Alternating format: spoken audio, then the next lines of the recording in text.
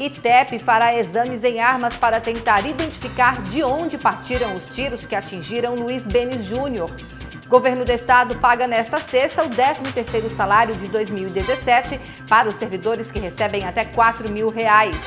É baixa a procura pela vacina contra a raiva de cães e gatos.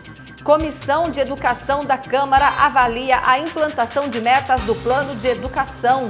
E ainda, permissionários cobram integração do sistema de bilhetagem eletrônica. Isso e muito mais na edição de hoje do Câmara Repórter.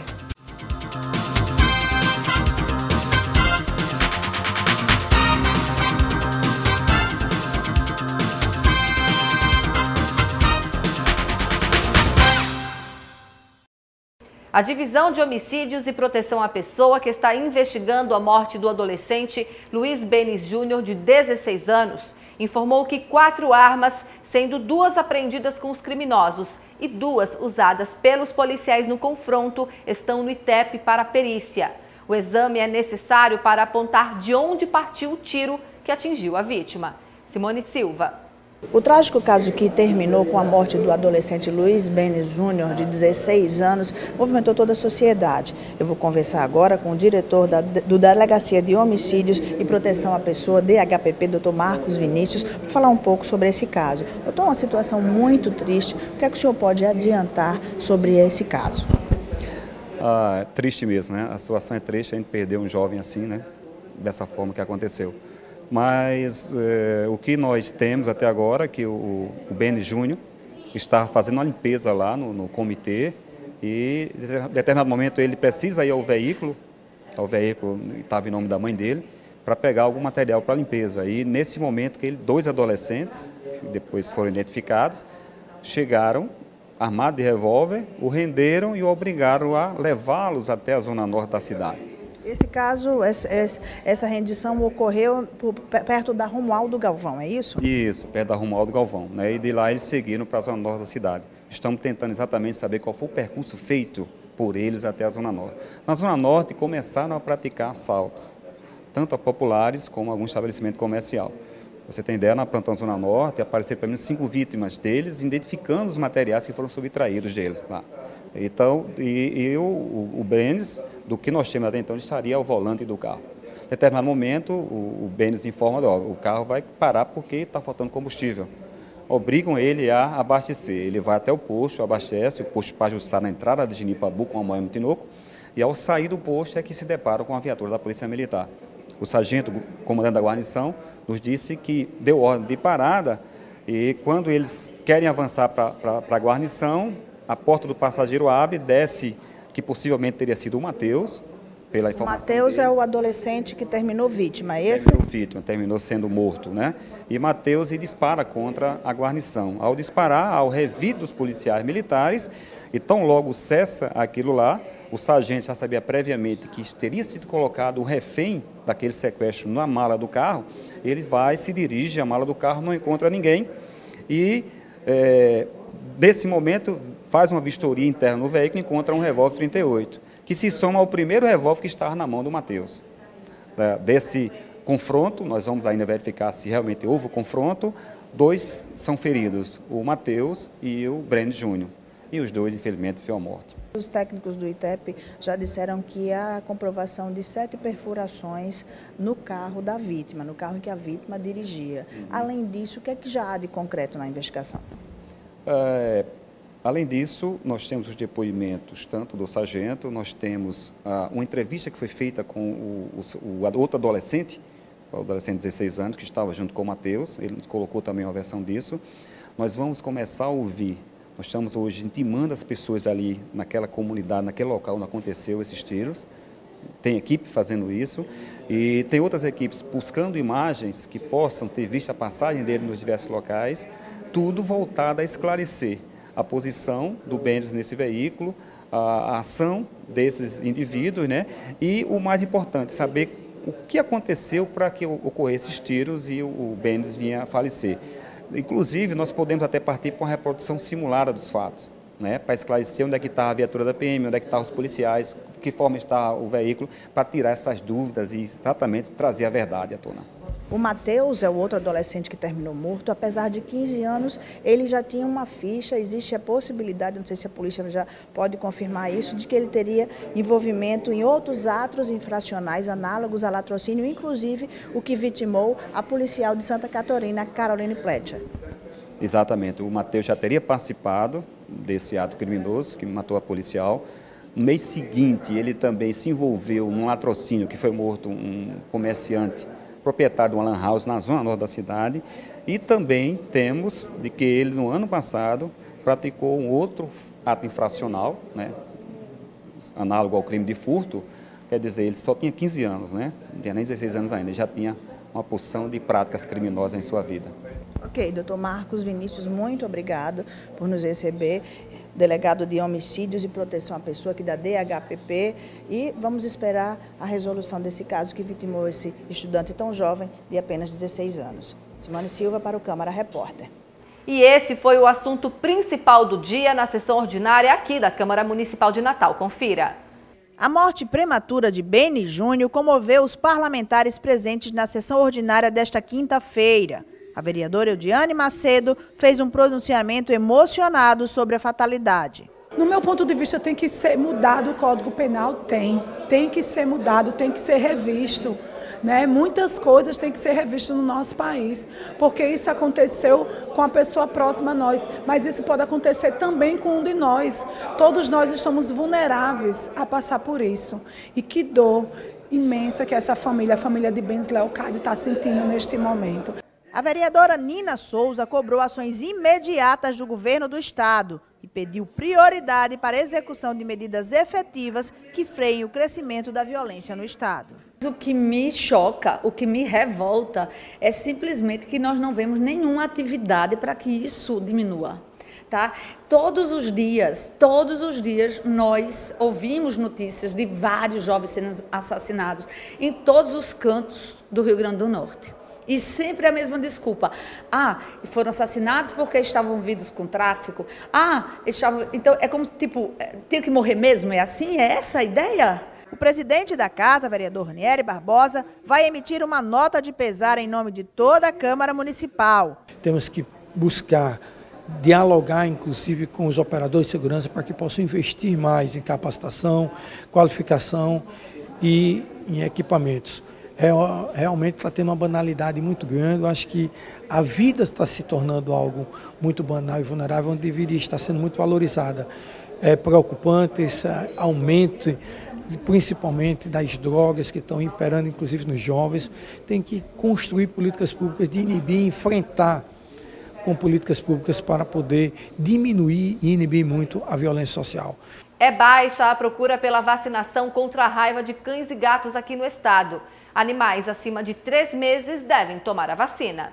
Iniciada no último dia 6 de agosto, a campanha de vacinação antirrábica ainda tem procura pequena por parte dos donos de cães e gatos. A meta é vacinar 80% da população felina e canina do estado, o que não foi possível em 2017, quando a campanha só teve cobertura de 76,2% na Grande Natal. Só nesse ano, no Rio Grande do Norte, foram diagnosticados 21 animais positivos para a raiva. Então, é fundamental que os nossos animais, os pets que estão em contato diretamente com a gente, eles sejam imunizados contra esse vírus, da raiva. Todos os cães e gatos a partir de 3 meses e fêmeas paridas há mais de 15 dias devem tomar a vacina, visando prevenir e interromper a transmissão do vírus da raiva na população canina e felina, diminuindo também o perigo de ocorrência da raiva humana.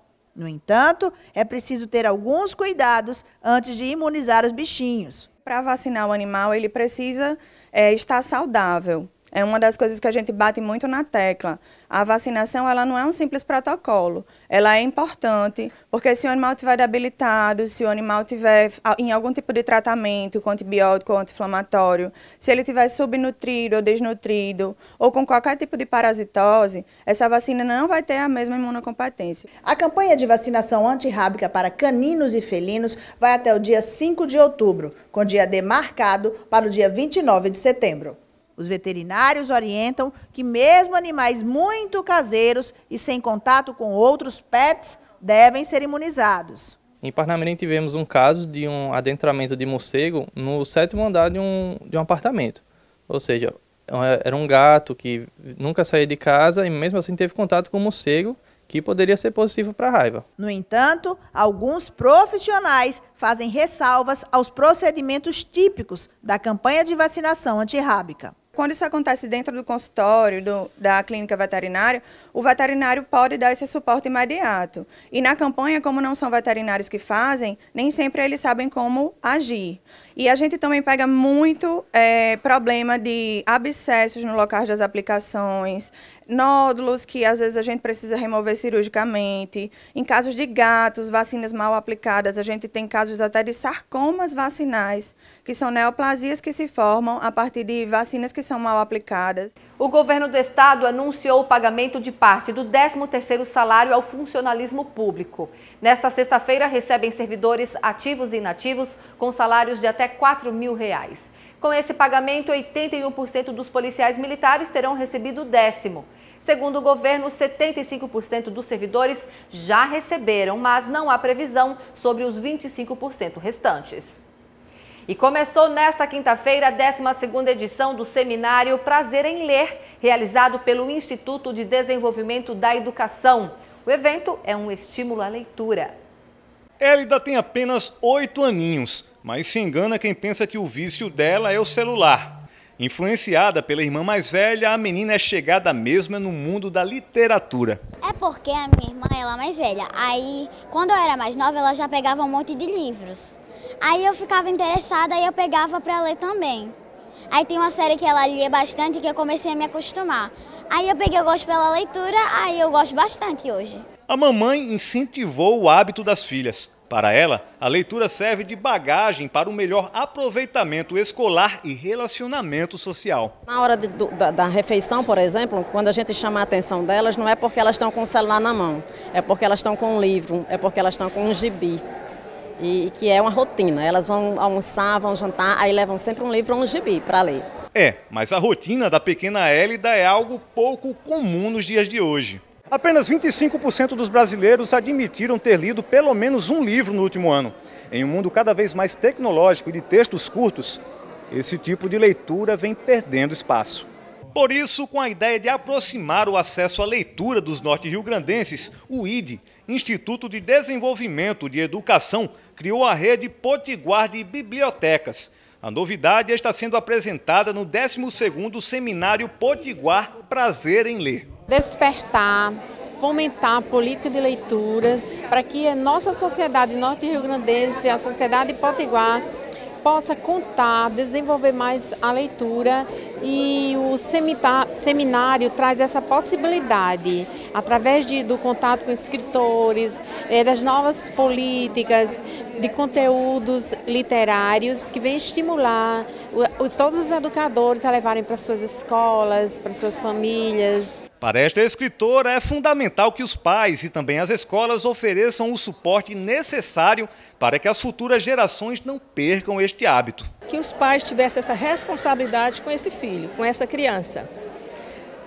Observar o que é que ele está fazendo, quanto tempo ele demora nesse novo instrumento moderno. Por que não trocar, por que não presentear essa criança com livros? Presenteia as crianças com livros e cobra dele essa historinha. Pergunta como é que foi a história do livro. Envolve essa criança com esse material da leitura, que é tão importante. Cabe à escola também, nesse processo, fazer a sua parte. E já que estamos falando sobre esse assunto, o cumprimento das metas previstas nos 2 primeiros anos do Plano Municipal de Educação foi discutido em audiência pública aqui no Legislativo Natalense. A vereadora Eleika Bezerra convocou uma audiência pública para analisar os 2 primeiros anos de vigência do Plano de Educação de Natal. Mas a Secretaria Municipal responsável pela apresentação não compareceu. O próprio plano prevê esses encontros, quer dizer, reuniões para justamente avaliar. Realmente, o que é planejado precisa ser executado e avaliado.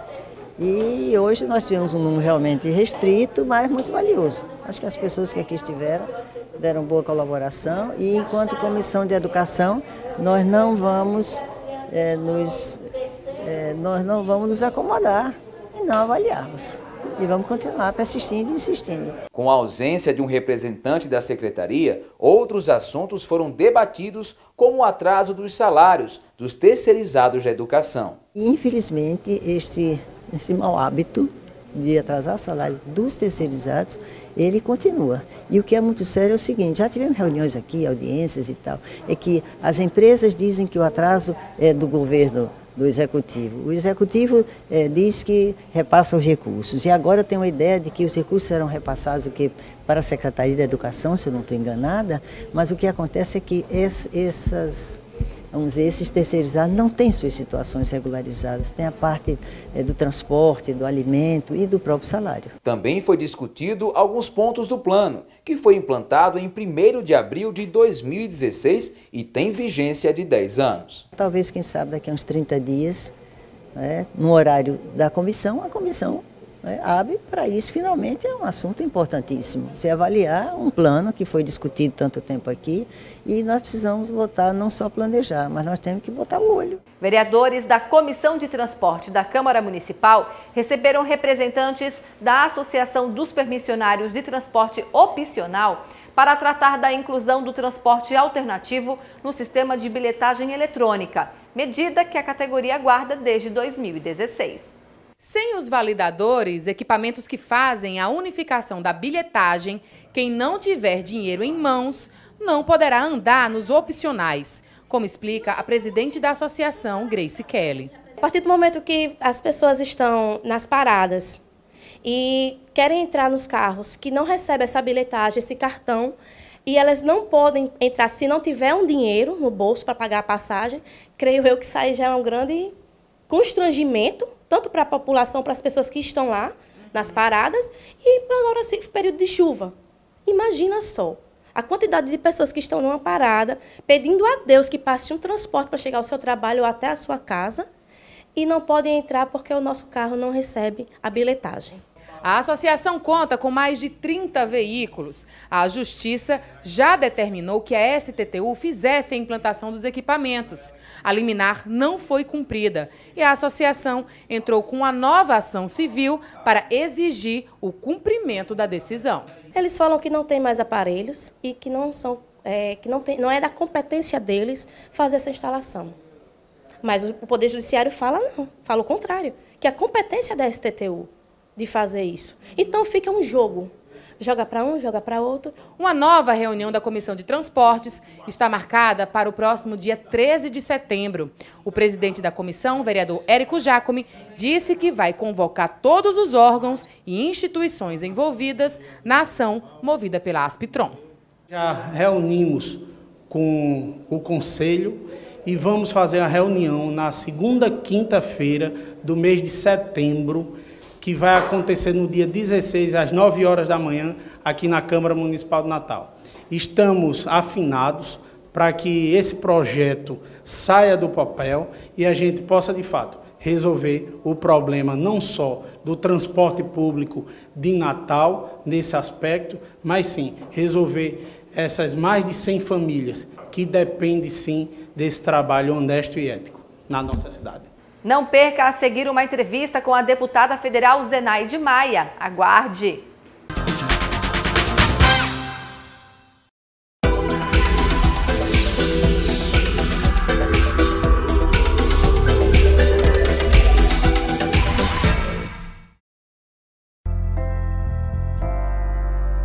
Eu espero voltar para minha casa. Você sonha em voltar para sua casa?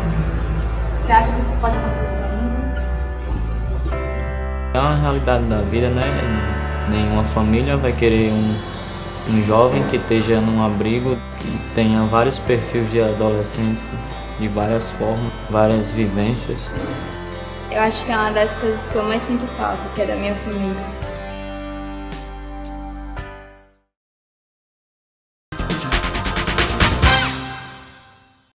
Estamos de volta com o Câmara Repórter e a minha convidada está aqui, é a deputada federal Zenaide Maia. Seja bem-vinda mais uma vez, é com muita alegria que eu te recebo aqui, que eu recebo a senhora novamente. Obrigada. Obrigada, Amanda. Quem está feliz por estar aqui com você sou eu. Bom, e a gente trouxe a deputada federal aqui ao Câmara Repórter para falar sobre assuntos importantes em debate que geram muita polêmica, como, por exemplo, a PEC 160, que é de autoria da deputada federal. Aí você me pergunta, mas Amanda, que PEC é essa? Essa PEC é muito importante para você que tem cartão de crédito, para você que tem cheque especial na sua conta bancária. Deputada, ninguém melhor que a senhora para explicar, né, o que diz esse projeto. Esse projeto é um projeto de emenda à Constituição, que eu quero já dizer que o presidente não pode nem vetar, porque PEC passa no primeiro turno, no segundo turno na Câmara, limita os juros das transações financeiras, como cheque especial, cartões de crédito e outros empréstimos, outras transações, no máximo 3 vezes a taxa Selic, é aquela que o Banco Central determina, a política de juros do Banco Central. Basta dizer que essa PEC é de novembro de 2015. Nós estamos em 2018. Está na Comissão de Constituição e Justiça, foi colocada em pauta 2 vezes e foi pedido vista as 2 vezes por orientação do governo e, na época, o então ministro da Fazenda, Meirelles. Basta dizer que se essa PEC tivesse sido aprovada, hoje os cartões de crédito só poderiam cobrar menos de 20% ao ano, porque a taxa Selic não é menos de 7%. Sim. E esses cartões, eles fazem uma verdadeira extorsão às famílias brasileiras. É acima de 100%, não é, deputada? É 260%, 300% ao ano. E o que é mais cruel nisso tudo é que esses cartões de crédito, a grande maioria são de outros países, e nos países de origem eles praticam juros do máximo 1% ao ano. Olha a diferença. E vem aqui no nosso país e faz a extorsão da família brasileira. Eu digo que isso é roubo, né? A gente usa o eufemismo de extorsão. E dizer o seguinte, e saber que o cartão de crédito hoje faz parte do orçamento da família. Nós vivemos um momento de crise financeira onde a maioria dos servidores públicos, estaduais e municipais não recebem seu salário em dia. Se você não paga o cartão, então o cartão hoje é para fazer a feira, é para comprar o alimento. Você não consegue pagar integral, nunca mais você sai. E a Câmara, eu pedi muito lá. Gente, num momento desse, vamos tirar esse peso enorme dos ombros dos homens, mulheres, das famílias brasileiras. É o tipo de projeto que não interessa ao governo e por isso que até hoje ele ainda não foi votado, Não interessa porque ele, pelo contrário, ele manda tirar, porque como é um projeto de emenda à Constituição, ele não deixou a gente formar nem a comissão externa de avaliação que tem que ter, não deixou nem isso. Será que é votado ainda esse ano, deputada? Não, com certeza não. Eles não vão interessar porque eu lhe digo o seguinte, Amanda, quem manda nesse país se chama bancos. Eu queria só mostrar isso aí. Enquanto o presidente Temer e os aliados na Câmara, eu digo os aliados é o seguinte, o presidente, quem tem poder é o Congresso, amor. O Congresso faz a lei, aprova, e se o presidente vetar, o Congresso pode derrubar o veto. Diz qual vai ser o salário do trabalhador, quantas horas vai trabalhar por semana e com que idade vai se aposentar. É o Congresso quem aprova o orçamento. E o orçamento de 2017, eu estou fazendo questão, olhem o orçamento geral da União, menos de 0,5% para a segurança pública, menos de 4% para a saúde, menos de 4% para a educação. E esse orçamento, você diz, por que você está dando importância? Porque ele é a base para cumprir aquela emenda 95, que era a PEC da morte e é da morte, 20 anos sem investir em saúde, educação, segurança pública e assistência social. Eu chamo a atenção da população, não só do Rio Grande do Norte, porque muitos parlamentares dizem que está defendendo a segurança pública, mas botaram na Constituição que durante 20 anos não vão investir.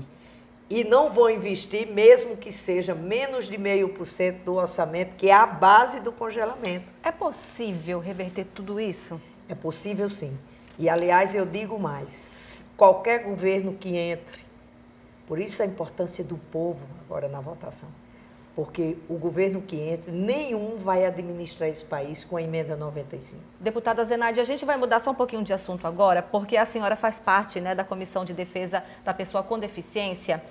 E a senhora foi relatora de um projeto muito importante, inclusive nos bastidores a senhora disse que não tem vaidade em dizer, esse não é o projeto da senhora, a senhora foi relatora, mas tem uma importância muito grande, porque o projeto ele determina cotas para pessoas com deficiência em processo seletivo em cursos profissionalizantes, não é isso? Porque as pessoas com deficiência eles já têm cotas nos concursos públicos e nas próprias empresas privadas ele tem que ter no mínimo 5% de pessoas com deficiência. Amanda, é uma população de 24%. 24% do povo brasileiro tem alguma deficiência. Então, o que é que aconteceu? A gente pensou, resgatou esse projeto, botando cotas nos processos seletivos das universidades federais, do nível superior e também das escolas profissionalizantes. E qual é o meu orgulho? Eu fui a relatora na Comissão de Seguridade Social, Saúde e Família, porque passou também, porque ele estava lá, na defesa dos deficientes e na da educação. Porque como era cotas na educação, a gente aprovou e esse projeto, nesse processo seletivo das universidades federais do Brasil, inclusive daqui, dos institutos federais, esse ano nós já tivemos 5%.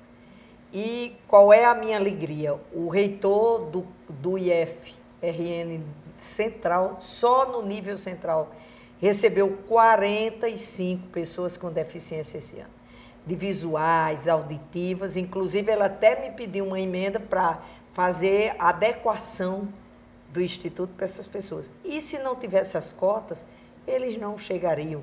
Deputada Zenaide Maia, muito obrigada pela entrevista da senhora, viu? Desejo boa sorte aí na caminhada, tá? Muito obrigada. E quero dizer o seguinte, o povo agora, dia 7, está com o poder nas mãos e precisa dizer se quer o que estamos vendo ou se tem que mudar. E a mudança passa pelo poder legislativo. Deputados federais, senadores, como eu já disse, o Congresso é o poder. O Congresso é o poder, Amanda. Que todo mundo, então, faça uma boa análise antes de votar, tá certo? Obrigada. Obrigada. Essa edição do Câmara Repórter fica por aqui. Muito obrigada pela audiência de todos. Na sexta-feira tem muito mais e eu aguardo vocês. Tchau, tchau.